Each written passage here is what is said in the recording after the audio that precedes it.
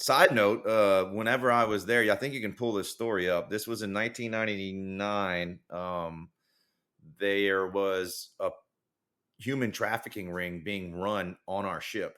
One of the commanders in the Navy was actually had contacts in some of these ports that we were pulling, and they were taking like human slaves and transporting them on the ship. And I think they were even like renting them out, or like trafficking them to higher level people on the ship.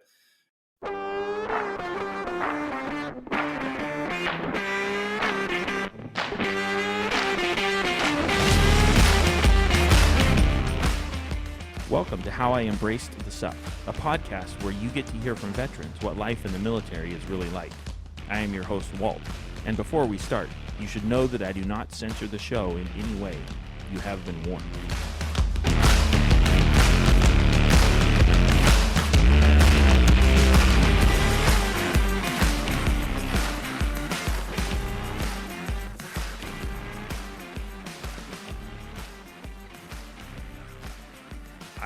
I think there's a lot of value to approaching the listener just with an individual story, and then let them make the decision. Hey, this is what it's really like. You think war is cool?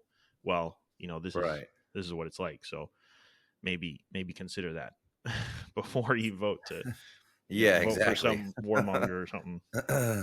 So I usually do a cold open, but I guess we can just jump right into it. So today we've got Matt Agarist with us here. So how's it going? It's going good, man. Thanks for having me on. Yeah, thanks for the time. I appreciate it. It's nice to kind of connect and see what's up. So let's jump right into it. What's kind of your background? You're former Marine or retired Marine or not retired, whatever the Colts calls it.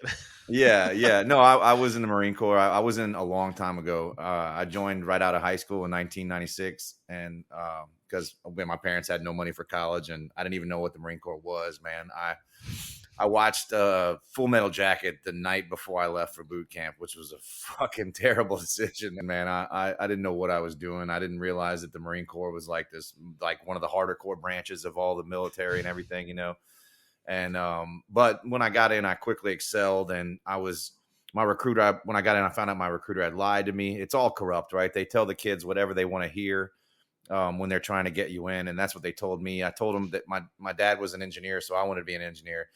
So they're like, yeah, we'll make you a combat engineer. You're going to be just like a regular engineer. And, like fucking 5 weeks into boot camp, I find out what a combat engineer actually does, which is horrible. It's like the ditch digger, and you look for landmines, and it's one of the worst jobs in the military. But luckily I was smart. And so they picked me up for all these different intelligence jobs, and they actually gave me a list of these different MOSs that I could choose from, and I chose one that was like, it's basically, my job title was Intelligence Communication Intercept Operator. And so like I got pulled out of the regular military and put into this intelligence apparatus where we worked with the NSA, and I was on like this, we were in this elite battalion it was called Radio Battalion, but it was kind of like a cover.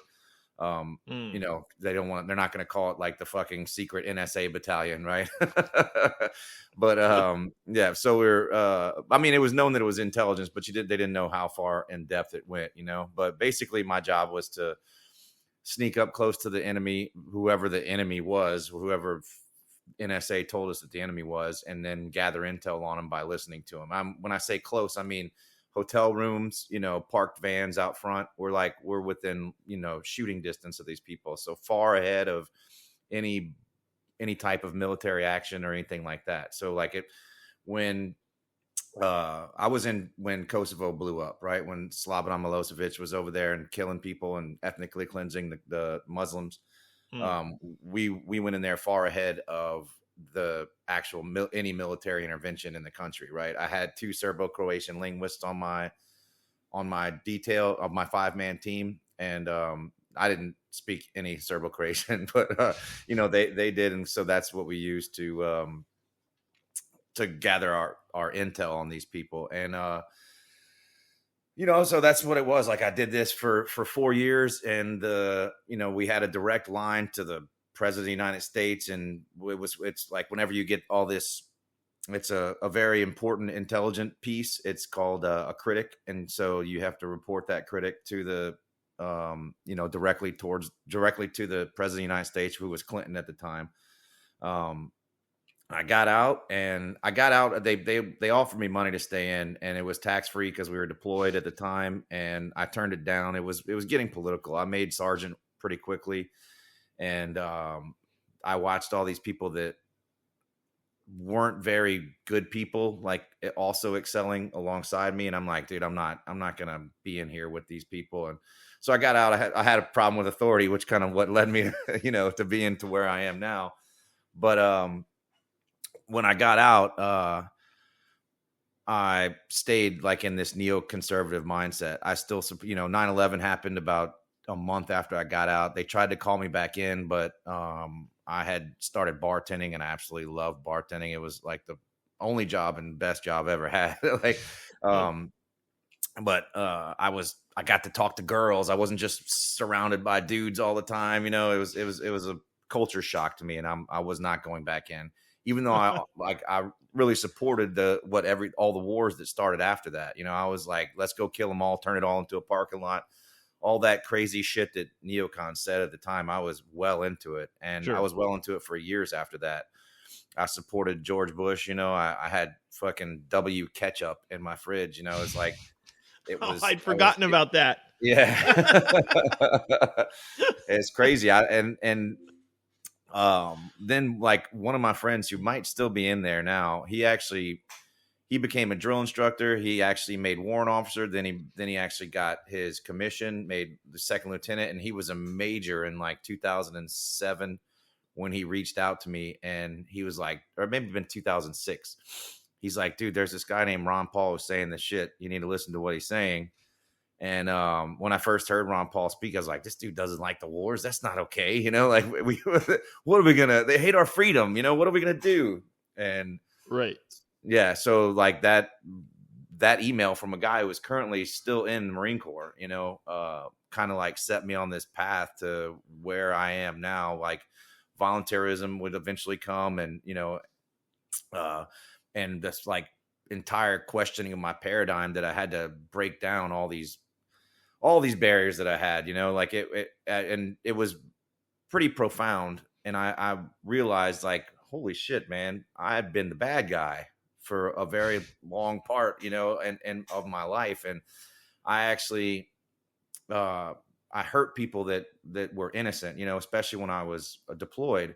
Um, I went to a party in like 2007, like shortly around the same time, and I spoke to a Serbian, who told us like the horrors that the Marine Corps did in his hometown, and I was part of that. I mean, I didn't particularly like individually physically hurt anybody while I was there, because if we weren't going to get in combat. There was only 5 of us. We would have gotten killed, but uh, but like I was part of that mission, which hurt a lot of innocent people. And this guy's telling me that, and I didn't want to believe it, and he went into detail about it. And so that coupled with Ron Paul would turn me into basically an activist. I'm like, fuck, man, I've been the wrong person. Maybe I could help tell other people that, that they're on these, they're caught in this mindset too, where they just blindly Sure. support the state. And so yeah, I started uh, doing like outreach on social media. Back then it was MySpace. I started doing that on, and then when Facebook came around, I started on there. And then I met Jason Bassler sometime in 2012. He's the co-founder of the Free Thought Project with me, and him and I started Free Thought Project shortly after in 2013, and it quickly exploded Hmm. from there. And now we're on this podcast. Yeah, that's kind of the Cliff Notes version. Yeah, Sweet. yeah. Yeah. So it's you're talking about when you were you'd be in your mission or whatever, especially like in Kosovo. It's almost I was imagining like you sneaking up on hands and knees, just to get close to the battle line or something to listen. But you're saying it's more of like a almost like a CIA meets the Army kind of, or the Marine Corps, excuse me. Yeah, so See, we were kind allowed to of, grow like beards and long hair and stuff sure. and blend in, Okay. Um, Interesting. we'd always get yelled up. I was on the USS Baton at the time. Like we would just be deployed like out in the water, right? And we would Hmm. do like amphib landings, and they'd drop us off, and we'd meet like a contact with a rental car or something like that. And we'd always get in trouble on the ship because we'd have beards and shit, and all these. What you need a shave, Marine? I'm like, no, we don't, dude. you talk to my CO. Yeah, you technically outrank me, but Right, right. my CO. uh, So was kind of the, like, it seems almost like you'd have kind of like a special forces or like a small unit type vibe, when you have that relaxed grooming standards or whatever. Was that kind of the It was case? special Like forces, yeah. kind of We a actually had our cliquish? own recon in the Mm, unit in Radbin. It was called Radio Recon, and I wasn't part of that. I didn't like staying up for 3 days at a time or 4 days at a time and running, like 150 miles till you pass out. But like several of my good friends were, on another team with us, so they would, where we would go in and not get seen, they would hmm. sometimes do the same thing, right? But they were also prepared to, in case there was a fight, they could, they could take on any kind of conflict that would go on too. We were more nerdy, Mm, not to say I wasn't in shape or anything like that, but like these guys, they trained, they were recon, right. recon Marines, like the baddest ass Marine. So, and we were attached to Force Recon and Second Marine Recon Division. So there was like all of us on the ship. It was like just 40 of us. That's how small these units are. This is 4 different units, and um, we're like 40 or 50 of us on in our own berthing on the ship. It was the whole special forces on the ship and the front of the ship. So if we'd have hit something, we were all dead. He put us right Y- under the anchor tube and like right. the The captain knew what he was doing, yeah, or yeah. the captain of the ship. But side note, whenever I was there, I think you can pull this story up. This was in 1999. There was a human trafficking ring being run on our ship. One of the like commanders in the Navy was actually had contacts in some of these ports that we were pulling, and they were taking like human slaves and transporting them on the ship. And I think they were even like renting them out, or like trafficking Sure. them to higher level people on the ship. And we were walking around like just exploring, because we didn't have much to do on the ship, when we weren't deployed. So Sure. we were like crawling through the voids in the ship and stuff. And we walked into this room, dude, and it had like 20 mattresses, like these real thin mattresses laid out all on the ground, and it looked like, with like shower gear, and it looked like people had been living in there for a long time. I mean, no one was in there, but Right. we had seen that. And then I didn't, it wouldn't get discovered for like a year later that there was actually a human trafficking operation going on that ship, being run by like some Navy insiders. Wow, that's crazy. Yeah, it's crazy. Wow. Right. And I was still looked the other way. I'm Yeah. like, that's all right. Right. Right. Yeah, that just leaves you speechless. That's crazy.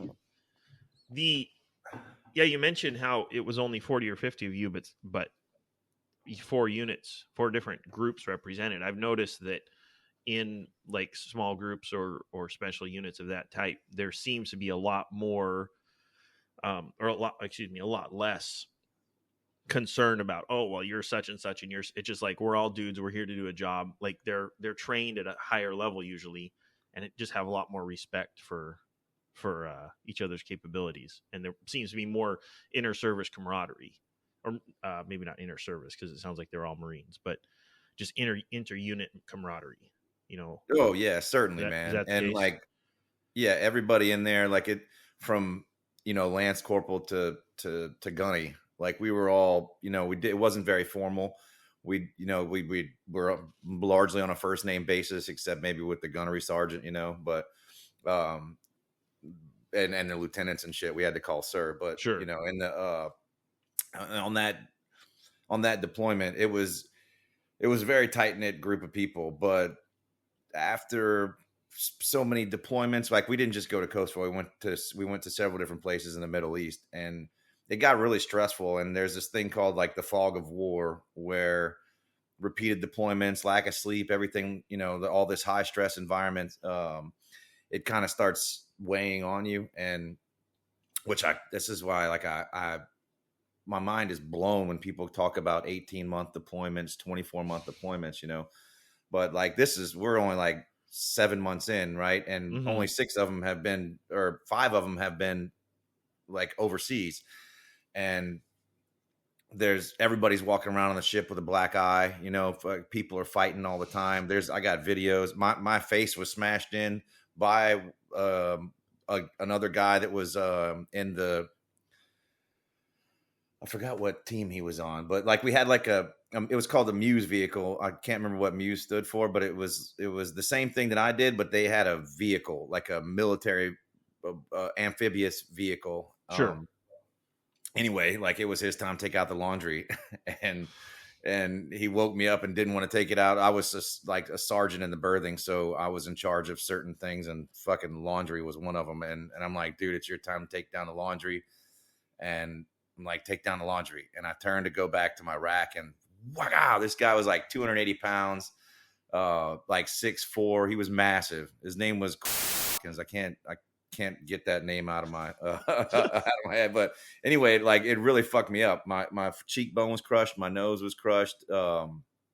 Actually had to have 2 different surgeries to put it all back together. And yeah, crazy. So that's the you definitely have camaraderie there, but there's this level of stress that just makes, drives people to snap. And whenever I got out, whenever we got back from that deployment, they asked me while I was on the ship, because this guy, he was a corporal and he punched a sergeant. He could have gone to the brig for several years for like assaulting a senior NCO. But prior to him breaking my face in, we were friends. So I didn't press charges, and I was like, no, he can just go work in the chow hall for the rest of the time on the ship, So that's what he did. He went and served food and washed dishes and shit. But he was like buddy with our platoon sergeant, who, when we got back, gave him a Navy Commendation Medal for his work on the ship.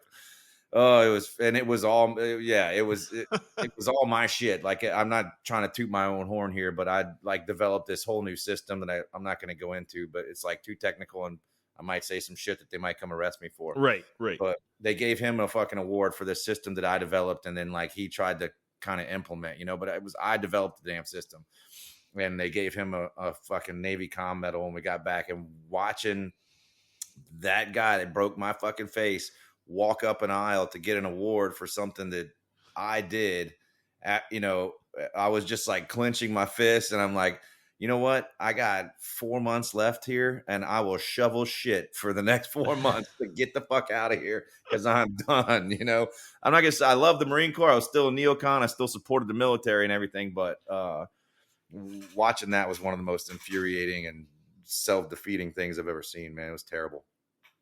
Yeah. Well, he had so much time to think while washing dishes. That's probably Yeah. when he came up with this great idea. Yeah. They even made some stupid rule like that he couldn't go off the ship unless it was with me. Like he couldn't get liberty and go off. And I'm like, you fucking crazy.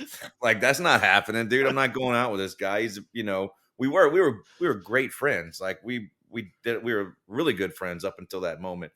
But I'm not going to be forced to I'm not going to be punished for, for him getting a break. Right. Like, that's crazy. But that's the kind of politics that I was talking about, which kind of like made me just start questioning all this authority and not want to stay in, and turn down a rather large, close to 6-figure reenlistment bonus that would have been tax-free because we were in a war zone. Right. So, yeah. I mean, a lot of my friends took it and they just bought cars and shit. Yeah. That's probably what I would have done. I would have bought a car. What was it like when you were in Kosovo? What was that experience like? Stressful. Like, yeah, because like you said, you're going to listen. You're going to spy, I guess, loosely but you're not going ready to rock and roll. I mean, you can if Right. needed, but that's not I definitely mean, not the plan. right. I mean, no, we're not ready because we're like dressed like civilians. We don't have anything, we don't have like our M16s or anything like that, or car beams or any of that. Oh, And we're okay. checking into a hotel with like scanners and shit. So it's not, yeah, that it's kind of cool. And you Sure. think we like at the time I thought I was fucking James Bond, but it was totally not James Bond shit. It was I look back at the pictures of us. I have some posted on Facebook, and I'm sure you've seen those memes where there's cops at like a protest and they're trying to be undercover and they clearly look like fucking cops, Right. like Right. that was us. And the whole time I was thinking like, oh man, we're so high speed, low drag, and now I look back at these pictures, I'm like, oh my God, dude, we looked like cops. We looked like those cops at the protesters trying to fit in, or at the protest trying to fit in. And it was hilarious. Like, it's that self-realization, I was 22 years old thinking that I was saving the world and shit. But Right. and I don't even know if any of our intelligence actually did anything well, because I didn't speak half of it. Or like half the languages that were on the, we had two Serbo-Croatians, two Arabic linguists, and I was Morse code. So um, like, I know it sounds funny, Morse code, but like there's still a lot of traffic, military traffic, and Hmm. that's still sent over Morse code, and it breaks all language barriers. So it's pretty important to be able to, to copy that. Huh. But yeah, so I don't know what we did. I mean, they told us, like, they would brief us like once every few weeks and tell us that, look, this is what we did. And one time they told us that we had stopped a shipment of like a truckload of Coca-Cola that was coming to the United States, that if you opened a can of it, it would explode in your face. And also like some baby dolls with the same shit. But like, this is coming, like, this is just coming over a secret wire, back to us. And so I'm like, I mean, really, Right. did we really stop that? Or are you just telling us this shit so we could, we feel good about ourselves? And so I don't even know. Maybe we did stop that shit. If we did, I'm glad we did, but I don't really believe any of that. It seemed like it was all theater, and um, we were there just to, in case some shit happened, we could listen to it, and they didn't care what happened to us. Yeah. Well, and also in a endeavor or a venture of that size with so many pieces, it'd be difficult, even if done genuinely, to trace, credit for something. Right. That's I the whole mean, thing you've about got it. thousands of guys and all this data coming into one central location. It's like the general budget for the US or a state or something. It's like, well, where did this dollar go? I don't know. It paid for Yeah. something. It's like that by design. I mean, it's so compartmentalized. That's how it is. In fact, like, so I had a top secret clearance. It was like the highest top secret you can get for being like in my MOS type job. It was the top secret SCI, which SCI stands for sensitive compartmented information. And I mean, it's right there in the Mm, fucking name. This is sensitive compartmented information. And the work we did was inside sensitive compartmented information facilities called SCIFs. And so we would set up temporary SCIFs. And um, I mean, I had multiple clearances, so I could go from SCIF to SCIF, but most people in their SCIF, they had no fucking clue what was going on in the other one, and right. that's how they keep it compartmentalized. And I had I had a wider scope than most other people, but I still didn't fucking know what was going on. I was like, which point me towards the bad guy. Like, we literally asked that question every time we would go in the country, like, who are we supposed to hate here? Because we didn't know, we weren't analysts. We were just gatherers. So all we did was collect data and turn it over to them. Hmm. And whatever they did with that data, if they threw it in the garbage, I don't know. But that's what we did. So Hmm. it was it was fun, and I don't regret it. And I thank God I didn't actually physically hurt anybody, because that, I don't know if I could live with that. I had One of my good friends who actually got out with me, but went back in after 9/11. He was in the radio recon unit. He was a really good friend of mine. He went back in and he got deployed to Afghanistan, and he was on a detail. And Afghanistan, where none of the hijackers were from, Right, or right. like one of them, right? So anyway, he got deployed on this detail, and he actually, within like a few months of being there, killed a bunch of innocent people and saw, like, I'm talking a family and Hmm. with children. And he was fucked up for years after this. He's just now, this was 20 years ago, Yeah. and he's just now coming around to where he's functioning member of society again. He's and it's crazy. He's just like me. He's waking up to all the corruption and everything, and he's largely a libertarian. But it took him a long time to overcome, and deal with the guilt of gunning down a minivan full of kids, Hmm. a husband, a wife, and like 4 kids. And they did so completely out of fear, because the van wasn't stopping at where their detail was set up. And Right. so he and his team opened up on it, and then they only realized after that. And there's a million stories like that, man. There's countless ones where people have killed innocent people, and only to find out that that they they didn't deserve to die. Their lives were never under threat, and they only killed them because they were scared, and they were Hmm. over there for that reason. And that's why war is fucking hell. And those who never experienced anything like that, then when they cheer that shit on, like all these people cheering on the support for Ukraine, and telling Ukraine not to surrender, like they early on in the Ukraine crisis. I know this is a massive jump here, but the Russian government offered the concessions for Ukraine to make, which was just, you're not going to lose your sovereignty. You just can't join NATO, and you have to stop letting NATO put these large weapon systems right up on our border. And then that was it. That was gonna end the war. And here we go telling them not to do that. I say we, the United States government, tells them not to do that, and we're like, we're gonna win this war.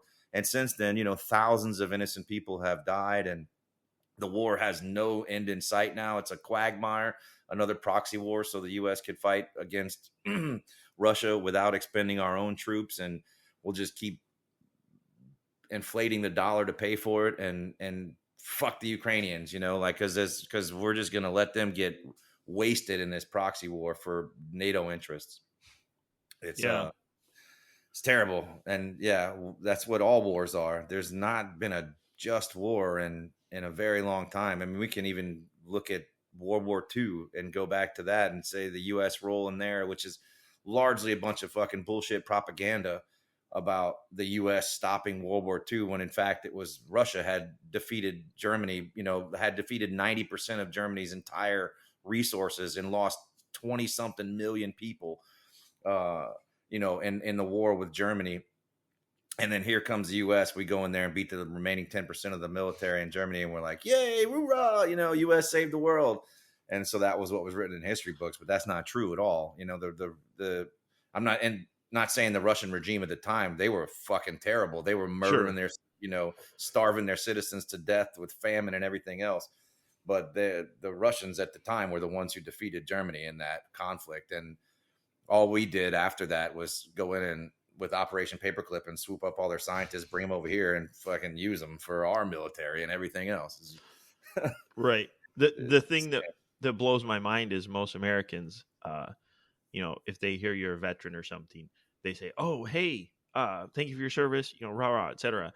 And then as soon as you present an opinion on foreign affairs, or that disagrees with their accepted thought, they're like, "Oh, well, you're different. Your opinion doesn't count." But as long as you do toe the line, then you're worthy of praise and adulation. But if you disagree with them, well, hang on now, you don't know what you're talking about. It's like, I was there. Well, you right. still don't know what you're talking. It's like, Yeah, it's so true, man. it actually blows a lot of their minds too. It's I love to get that reaction out of people where they thank me for my service and they're like, "Oh, you're a veteran, you support this," and I'm like, "No, actually, I don't, man. I don't think Trump should have fucking unilaterally launched, 40 Tomahawk missiles into a sovereign country of Syria based on some kind of whim. I don't think that that's a good idea. I don't think the U.S. should be in Syria right now. And if we're against Russia invading Ukraine and putting in military installations in their country, what is it called when the United States is doing the same thing in Syria, Iraq, Afghanistan, Somalia, all these other countries? What is that called? Is that not as bad or worse? Russia's in one country. Sure. We have bases in 100 countries, and many of those countries never wanted us there and actively fight to get us out. So that Yeah. people don't ever hear that. They don't hear that from the mainstream media. They don't hear that from their peers or their families, because we're largely indoctrinated by the mainstream media and by all this by and schools and everything else to unquestioningly support the US's international role. Like I was just on we came to let me start over on that. We were we just joined this group called Roundtable. It's like it's the future of media. I think it's where a bunch of opposing views peacefully uh occupy the same information space. So it's like this where it's a new media group. It's started by James Heckman and Brock Pierce. Brock Pierce is the like Bitcoin billionaire. The currency Tether. He started that. Okay. And James Heckman founded Hulu. So like these are big names in this space, and their idea is to put people together at a round table and have them discuss opposing views and ideas cordially, and that way it helps to have peaceful discourse and let people make up their own minds about different subjects and topics. Sure. But so I was on one of these roundtables recently with he was a general under Trump. He was I can't remember his exact title, but I'm like fucking huge guy on like a Sure. undersecretary of state is what he was, the undersecretary of state. Okay, Okay, I gotcha. can't remember his exact name, but that was it. That was his title, was undersecretary of state under Trump, and I could pull that up later. But so we're on there and we're talking about Taiwan, and the conflict with Pelosi. This was when Pelosi was visiting Taiwan and stoking all these tensions with China, and and like he's trying to rationalize provoking China, poking this massive military who we think that we could easily walk over, but I think it would be a bloodbath. He's justifying that for U.S. economic ends, and I'm like, dude, that's not how a free market works at all. Like if we're trying to be an example of freedom, like how is our gun to China's head an example of that? Like that's not a free market. And already just Pelosi's presence there has already caused mass suffering in China, but like immediately after that, China sanctioned them. I mean, I think it's opening back up again, but China sanctioned like food and all kinds of shit that was going to the island. So that immediately provoked a response. It didn't do anything to do anybody any justice. All it was a provocation. But by the end of that conversation, that general had kind of seen my point, and that's what I forgot where I was going with this. We were talking about just the openness of discussion, being able to talk to people. Yeah, no, but I was before that about okay. like about people saying that they don't know, they don't understand because they don't know. But and even this general, like he had never, he didn't know, he had never heard that perspective, I guess, because he's constantly surrounded by a bunch of bureaucrats who all kiss his ass, and all of his fellow military men or servicemen and women, that constantly just butter him up. Sorry about that.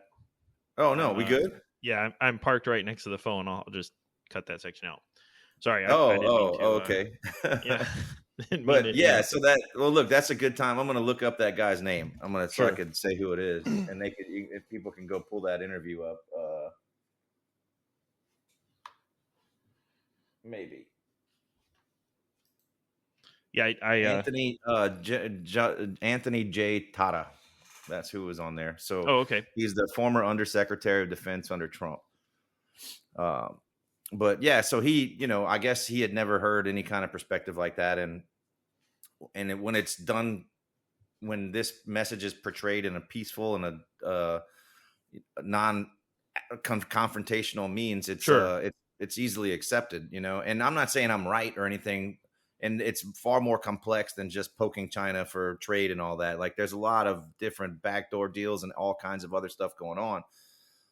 But to not consider any other points, like these people that say thank you for your service and then write you off if you try to tell them that you're anti-war, like that's Sure. it's if you bring that message in the right way, I think that you open a lot of minds, and that's what we try to do with the Free Thought Project is that exact thing. So, Mm. I want to be like, don't thank me for being a veteran. If you want to really thank the military and support the troops, let's stop making veterans, and we'll stop sending people to wars for profit and to die or to oppress people for special interests. Because, like I said earlier, there's not been in my opinion, a just war in 100 years. Mm. It's that, Yeah. every single war that we've ever gotten to is preventable recently, and if not provoked, and then or supported by the United States interests. Like you go back to all the ties before, the ties to Nazis that the United States government had, and everything prior to World War II, and it's immense, man. I mean, the Bush family was tied back to can be traced back to Nazis. The Queen of England, in fact, was doing Hitler salutes in her backyard, like that. Like, all these people that claim to have stopped the world from Nazis were actually sympathizers or actual fucking Nazis. Yeah. I mean, we look at Klaus Schwab and his father, Eugen Schwab, who, according to all the fact checkers, was not a Nazi, but only participated in multiple Nazi groups. Right. But I mean, I guess they claimed that he wasn't a Nazi soldier, and I don't have proof that he was a Nazi soldier, but they admitted as much that he was, a member of multiple different National Socialist organizations. So that makes you a fucking Nazi. And Sure. now we're taking marching orders from his dad, like his son, who not elected, doesn't, hasn't done anything but make billions of dollars off of cozying up to government bureaucrats who have positions of power that have made laws and that benefited his interests. Like Mm-hmm. that's it, and that's all they want to do is, and it's a fucking shit show, man. I could go on for days about all that, but if we keep it on this military type of subject, man. Right. Right. Yeah. That is true. That's kind of what I like about this show is it starts with, the vet's military experience, and then sometimes it stays entirely on that. Sometimes it, excuse me, sometimes it branches off. It just, I like a really like just free form. It's just like a recorded conversation, and For sure, yeah. so yeah, there's no format or topic requirement. I will say, since we're on it, there is one thing that I like to ask every guest, and that is if a teenager came to you and said, "I'm planning on joining the military," and asked you for your advice, what would you say? No. I have kids, man, and my kids would never go anywhere near that. I mean, that some kids like that may be troubled or something like that, like that, or maybe they have no other option, and their parents are pieces of shit, and they're gonna be flipping burgers or something. Mm, Join the National Guard. I'm not gonna stop you. Like, I think that it certainly helped me out. Had I not joined the military, I don't know where I'd be. It instilled discipline in me. I was kind of like all over the place, kind of crazy kid that I did a lot of crazy shit as a teenager. Luckily I only got arrested a couple of times, so it didn't leak into my adult years and fuck sure. up my career opportunity. Well, I never had a job, so I guess, but I mean, it didn't fuck up my college opportunities or anything like that. So, um, but yeah, some kids, again, entirely opposed to the taxation, which is theft, to fund a military apparatus. I'm saying like this out of Sure. using logic and reason and looking at some kids' situations and knowing that, like, okay, we can't stop taxation right now. So Right. this does exist, and this might be a viable solution for this one young individual who is suffering. And I think, yeah, I think it could help some people. But as far as anybody I know, like that's my family or friends' kids or anything like that, I'm telling them, run the other way, fucking way, man. You don't want to do that. You're gonna either hurt somebody or get hurt yourself, and you're doing it for some people that you think are these altruistic heroes, and they're actually just puppets of fucking special interests. So that's what General Smedley Butler, he's the Hmm. only Marine, I think maybe the only person ever to win the Medal of Honor twice. He had that famous speech, that war is a racket. And for years, he thought that he was on the right side of history. And all he did was he was just a strong arm for special interests. And Hmm. you learn about him like fucking week 2 in boot camp, like when they're doing their propaganda, like when it's not all physical. You go to a lot of where they propagandize you with all this chest bumping, history and shit. Sure.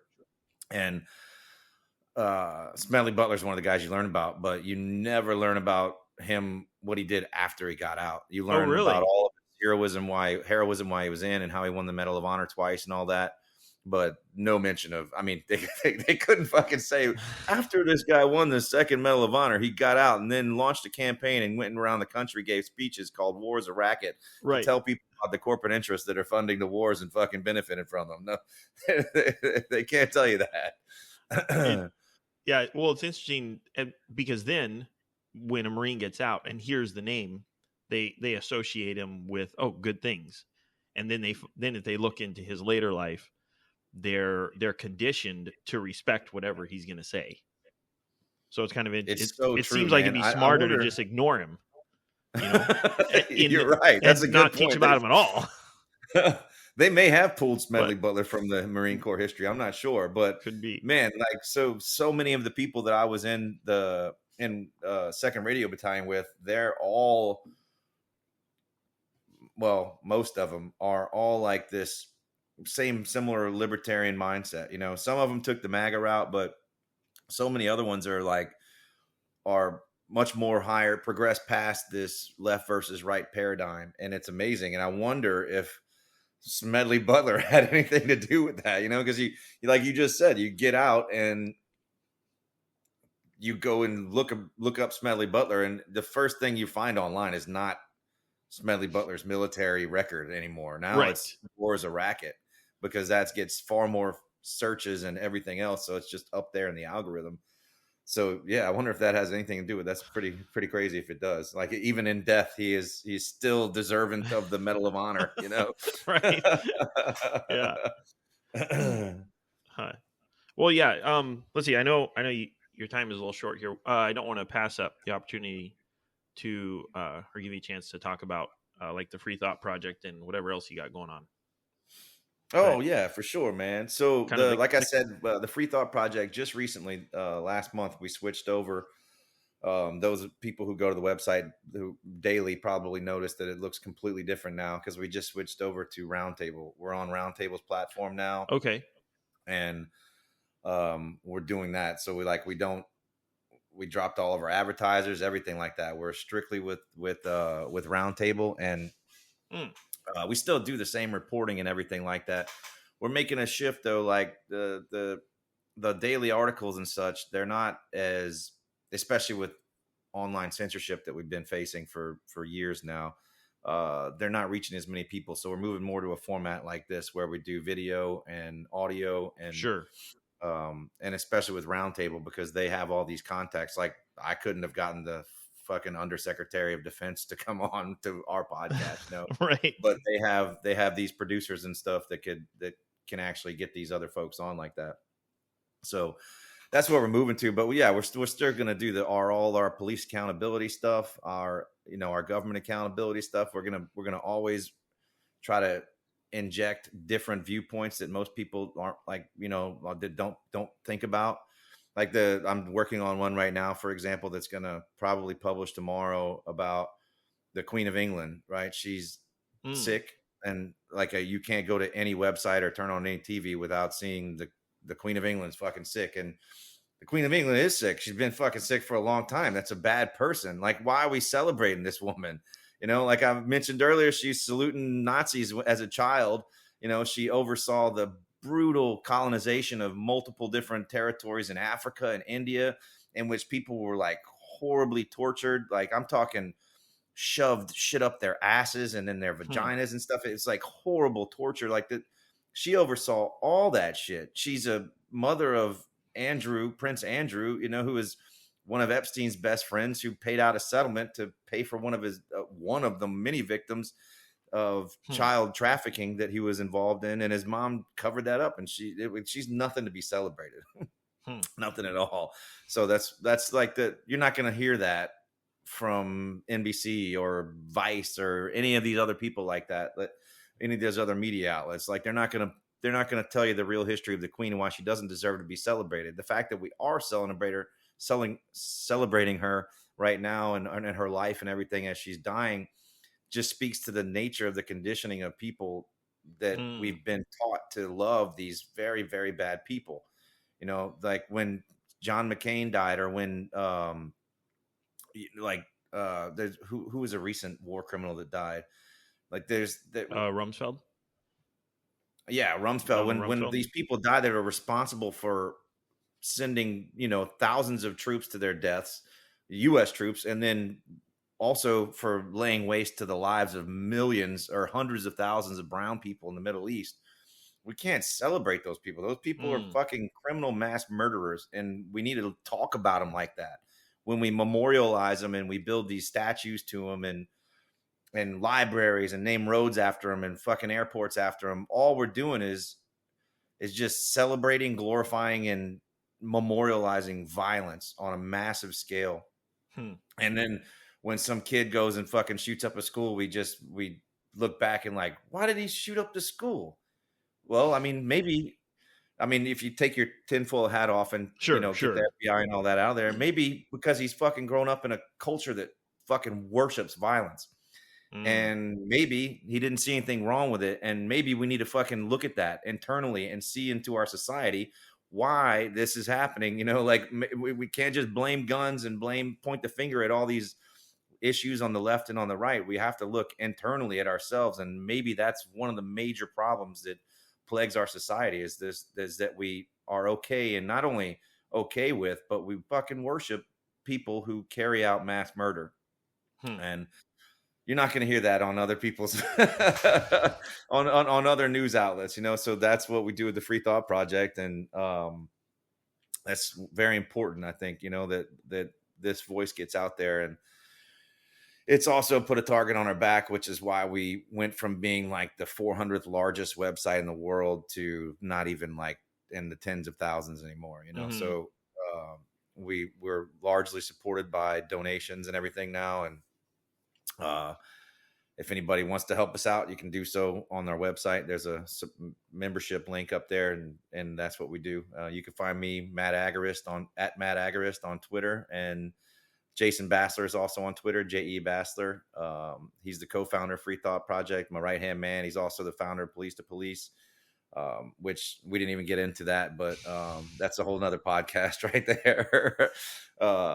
Yeah, and you can find us on Rockfin. We're on every single social media platform. I'm talking Minds, MeWe, Float, like Hmm. Gab, Getter, fucking everything. Jason has helped create this presence on all these different social media networks. So if you can find the Free Thought Project, you search Free Thought Project, you'll find us somewhere. 5.0 No, or something, yeah, depending on the platform. right, right. Huh.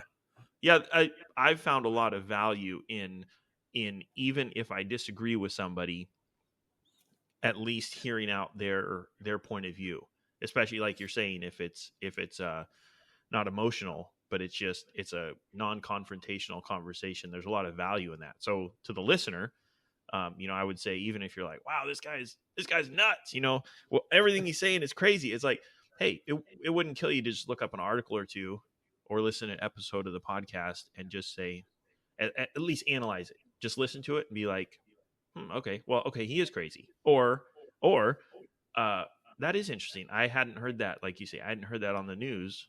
I wonder why that is, or something. There's a lot of value there. So, yeah, man, there's only progress will come through peaceful discourse like this, and it's so important to be able to have that and to objectively listen to other people without forming an opinion beforehand, man. I mean, I'm talking even the wokest blue-haired little Hitler out there, sit down and see what they have to say. I mean, most of it might sound like complete crazy shit, and I know I sound crazy to a lot of people. Like what I just said sounds crazy if you haven't looked deep into it. But if you don't objectively analyze other ideas, who was it that said that? Socrates or Plato, that a true sign of intelligence is to be able to contemplate an idea without accepting it as self-evident, something like that. Oh, okay, sure. That makes sense. Yeah. But yeah, so you have to be able to, if you don't listen to any other ideas that challenge your beliefs, you'll never progress anywhere, and you're going to be stuck in the same rut for your entire life. Like, the reason that principles work is because you constantly challenge them. Like, that's what has led me to this state of voluntarism, is because I've challenged all these principles previously and they don't hold up to challenging. Like, I don't think that another human being has the right to compel another human being to pay them without a voluntary, without accepting that, or any number of different things. We don't have the right to initiate violence or tell people what we can and can't do with their bodies, or tell, like, not just for abortion or vaccines, but for drugs as well. I don't think that anybody has that right to be able to say what a person can and can't do with their body. And I came to this conclusion it's not a fucking conclusion yet, right? It's always changing and morphing set of principles that I constantly challenge. But I came to that by challenging them. By saying, well, is there a reasonable or moral premise for putting somebody in a cage for smoking a plant that makes them happy?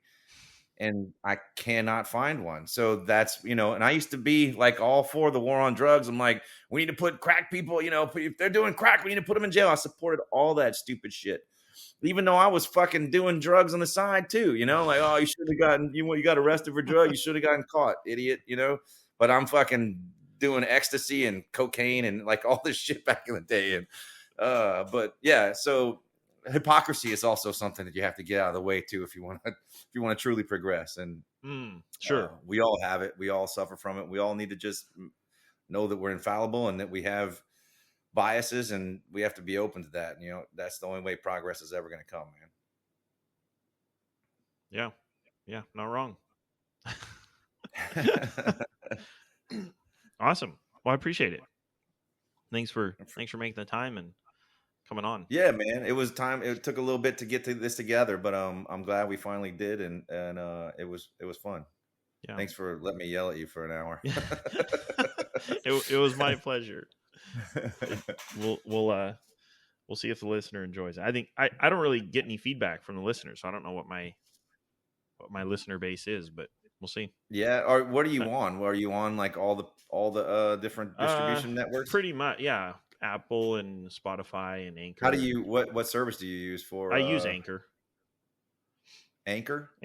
They're a free service, and they upload. You link all the RSS feeds or whatever, and it uploads to Apple and Spotify, and I think I'm even on like what is it, Podverse? I think is one of the ones that Adam Curry talks about.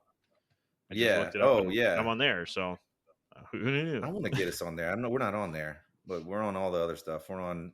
We even had our podcast feed going to Facebook before they got rid of that. But cool. Yeah, they don't have Facebook doesn't have it anymore though. But Thank you for listening to this episode of How I Embraced the Suck. If you enjoyed the show, tell a friend. And as my Girl Scout den mother used to say, stay frosty.